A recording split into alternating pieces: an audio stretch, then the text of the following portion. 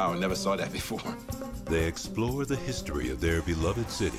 New Orleans, this is one of those places where if that's what you wanted to do, that's what you could do. Finding your roots.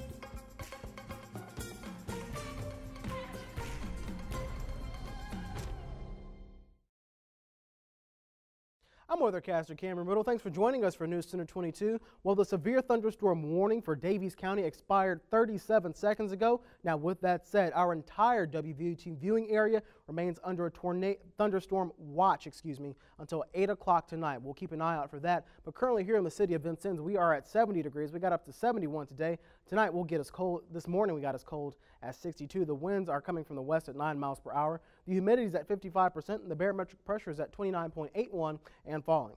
Let's go ahead and look and see what's happening across the viewing area today. We're seeing overcast skies. These spotty showers continue to move through. Sullivan is the coldest there at 54. Lagodi at 75 is the warmest, which about a 20 degrees difference there, but Fairfield 61, Newton at 63. Looking nationwide, and the map is starting to finally look the way it should for this time of the year. We're seeing those March temperatures, 56s, upper 60s, lower 50s. All things are moving further to the east. Look, we're seeing 65 degrees there in Cleveland. That trend continues as far south as Tallahassee, where they're at 76 degrees. The reason for that is right here on our surface map. This long line of showers, all a part of the same low pressure system, continues to move east. It is rotating, so as I told you yesterday, we get hit with a 1-2 punch. What we got yesterday and early this morning was part 1. Tonight, and what will happen early on Saturday, is part 2. These showers continue to move that way toward the east, but we are still seeing showers come from the south to the north. That's what we'll deal with between now and 8 o'clock. Between now and then, we'll watch for some heavy wind gusts around 60 miles per hour and even some large, potentially damaging hail, so keep your eye out for that. When that moves out for the rest of the night, we'll see some residual showers tomorrow, but not much to worry about. It'll happen early in the morning. You'll probably be asleep, and the rest of the week's forecast looks like this. Tonight, a severe thunderstorm watch continues until 8 p.m. Southwest winds are coming in at about 5 to 10 miles per hour. We'll get down to 51 tonight. Tomorrow, a 30% chance of showers and light and variable winds. Tomorrow, we'll get up to a high of 67. And tomorrow night, partly cloudy with a light wind coming from the northwest. We'll get down to 53. And the extended forecast says the sun will return on Sunday. Mostly sunny skies will be at 73 for the high, 51 for the low. Monday, mostly sunny continues, 67 the high, 48 the low, and even more sun on Tuesday, 71 the high, 57 the low. But between now and then, again, a severe thunderstorm watch is in effect for our viewing area until 8 o'clock tonight. Scattered showers and some potentially high gusty winds will continue before the cooler temperatures come in for the weekend. Thanks, Cameron. Indiana beat Kentucky during the regular season, but the question is, can they do it again? Jesse Gwynn joins us now with a preview of one of the marquee games on tonight's NCAA basketball menu. Well, Danny, Kentucky players will certainly be motivated for tonight's rematch, but advancing to the Final Four is their ultimate goal. All the details when News Center 22 returns.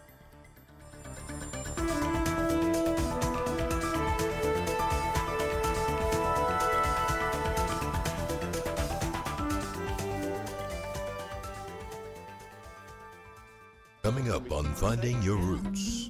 What does it mean to learn where you come from? This is so meaningful. To unlock your past. That must be him.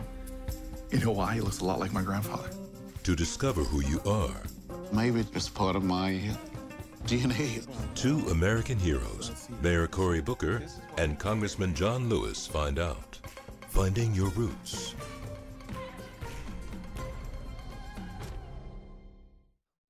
Happening to me. I don't feel quite myself. I'm here for Mr. Dorrit. What a dreadful thing. Are you angry with me, little Dorrit? Don't call me that. I'm not a child. I sometimes wish that I'd never met you, that none of this had ever happened. You are in danger. There is some secret in this house. It has to do with my father's dying words. I know all about you. I know you are a murderer. Little Dorrit on Masterpiece Classic.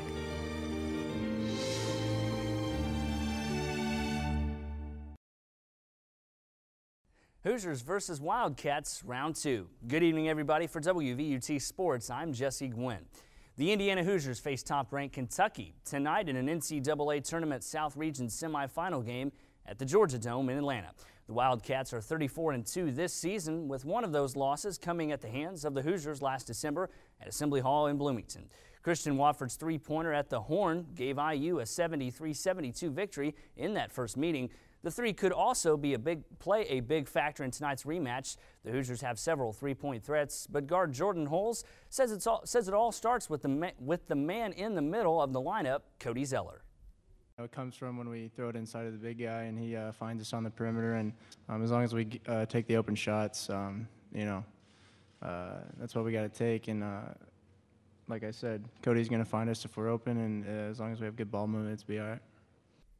The Hoosiers are 27-8 overall, with wins over New Mexico State and VCU in the tournament. Kentucky's tournament wins have come over Western Kentucky and Iowa State.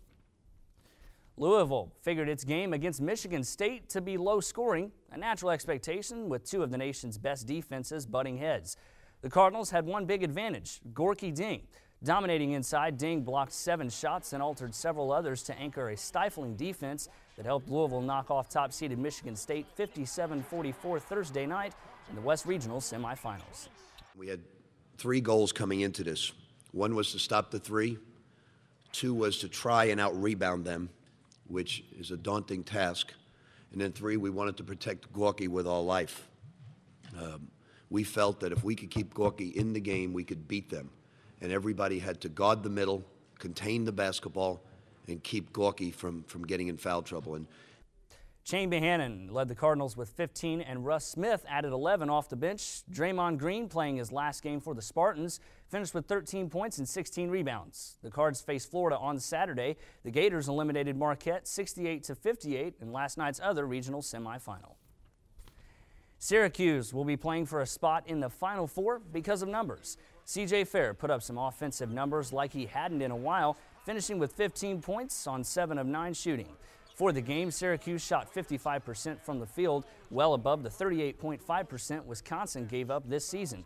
And the Orange were 5 of 9 from three-point range. Really proud of our players. Every time they came back and went ahead, we had an answer for it. We made something happen. But I give Wisconsin an unbelievable amount of credit. They really, for a little bit there, we had them. Our defense had them going just for a little bit when we made that run. But after that, they were really patient. They made us play defense the whole time, and Taylor made some really hard threes. Wisconsin had a chance to win it at the buzzer, but Jordan Taylor missed the jumper, and Josh Grasser's putback was off. Syracuse will battle another Big Ten team for a chance to advance to the Final Four. Ohio State defeated in-state rival Cincinnati 81-66 for a chance to take on the top-seeded Orange. Jared Sullinger led the Buckeyes with 23 points and 11 boards. Washington High School basketball coach Gene Miller was officially inducted into the Indiana High School Basketball Hall of Fame during ceremonies Wednesday in Indianapolis. Miller is one of only 13 coaches in Indiana basketball history to win more than 600 games and one of only 9 to coach teams to 3 or more state championships. Other members of the Hall of Fame class included Larry Buddy Graham, who played high school ball at Odin, and late Dick Kindler of Winslow, and Elmer Oliphant, who played at Washington and Linton and later became the first 4-sport letter winner at Purdue University. The IHSAA Boys Basketball Tournament concludes tomorrow with the state finals in Indianapolis. The day session begins with the Class A game between Lagodi and Rockville. Both teams are looking for their first state championships. Next up will be the 2A game between Bowman Academy and defending champion Park Tudor. Bowman beat Park Tudor in the 2010 title game, with Park Tudor knocking off Hammond Bishop Knoll last year to win its first championship in boys basketball. This evening's sessions find Guerin Catholic taking on Norwell in the Class 3A championship game and Pike taking on Carmel in the 4A game. In the NBA last night, the Indiana Pacers snapped a 4-game road losing streak with a come-from-behind 85-83 win over the Washington Wizards. Washington led by as many as 22 points in the second quarter, but Indiana chipped away at the lead until Paul George's three-pointer, with just over a minute remaining, gave the Pacers their first lead of the game. Roy Hibbert paced Indiana with 19 points. The Pacers are back at home tonight to take on the Phoenix Suns. Finally in sports, golf serves up our play of the day. Opening round of the Arnold Palmer Invitational, Ryan Moore with his tee shot to the par 3 7th. His 16th hole of the day, and you know what that means. Right into the cup for the hole-in-one and our play of the day. Danny, that's it for sports. Have a great weekend. Thanks, Jesse. News Center 22 continues right after this. Stay with us.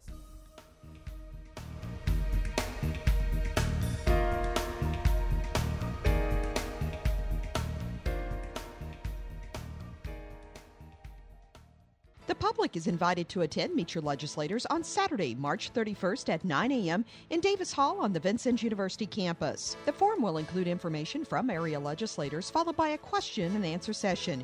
Viewers can phone in their questions the day of the show to 812-888-5334 or send your email questions in advance to WVUT@vinu.edu. Our live broadcast begins at 9 a.m. The show will be rebroadcast that same day on WVUT at 5 p.m.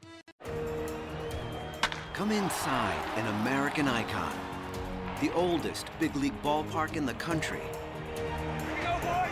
For 100 years, it's been putting on the show and a whole lot more. If this were a banquet hall instead of a ballpark. Spend a day and a century inside Fenway Park on the next National Geographic special.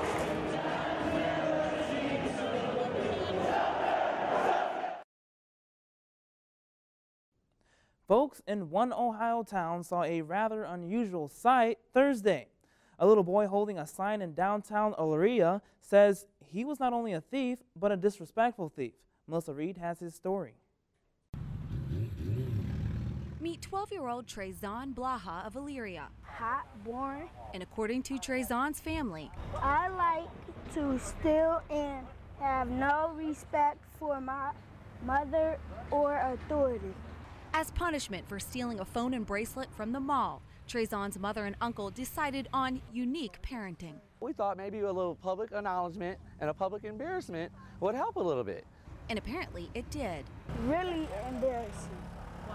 Because I don't feel comfortable standing out here holding a sign saying I like to steal. A sign that literally stopped traffic downtown. When I was growing up and I did something stupid like that, they'd beat the hell out of me. He's awfully young, okay, and he's got his whole life ahead of him. Trezon was suspended from Northwood Elementary School 1 week ago. Now, this is his second day outside standing with the sign, and according to his uncle, the punishment's not over yet.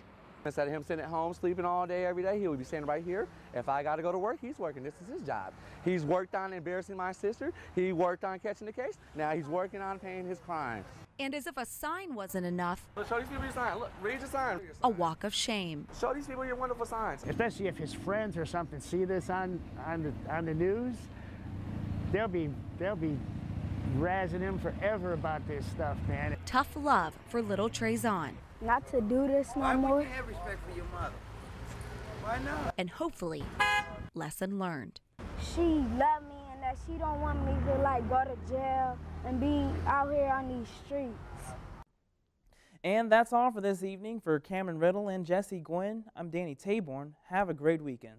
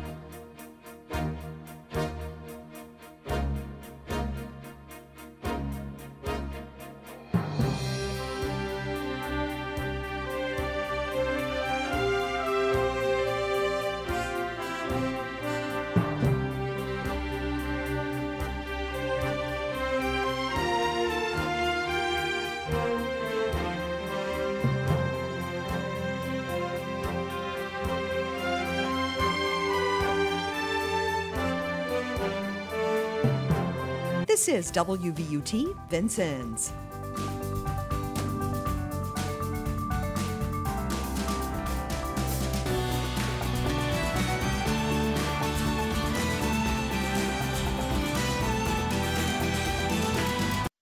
Welcome to our program tonight. All that you've wanted to know about the incredibly phenomenal television series Mad Men.